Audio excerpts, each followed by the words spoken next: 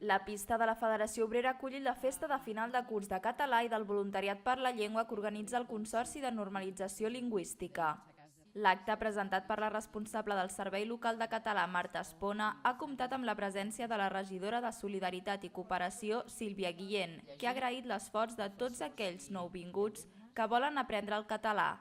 Abans s'havia d'aprendre de portes endins, darrere del bany, de la porta, a través de frases fetes, de refranys, de cançons populars.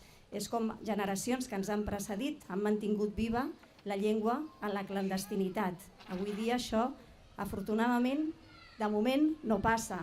I és gràcies a persones com vosaltres, que a través d'aquesta oralitat també manteniu viva la llengua. Durant l'acte, els professors dels cursos de català i l'alumnat han fet la lectura de diversos textos de Joaquim Rubió i Ors, Pompeu Fabra, Montserrat Abelló, Maria Aurèlia Campmany, Manuel de Pedrolo i Maria Mercè Marçal. Em dic Marisol i soc mexicana. He fet el bàsic 3. La veritat necessita ser dita, perquè si no es diu, no existeix. No existeix una veritat interior, diferent de la veritat que es parla. I així hem après a mentir-nos, a simular, a tenir por del risc de les paraules. Soc el Mezcal, soc de Síria. Unes paraules del Manuel de Pedrolo.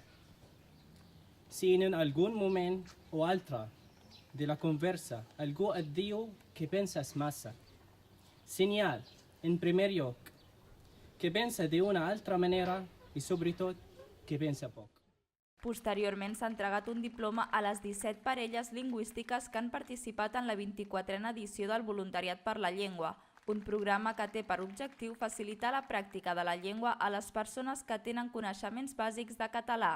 L'edició d'enguany també ha comptat amb la col·laboració de la majoria de parades del mercat municipal, ja que el Voluntariat per la Llengua vol promoure entre el col·lectiu catalanoparlant la idea que no cal canviar la llengua per acollir millor les persones que arriben a casa nostra.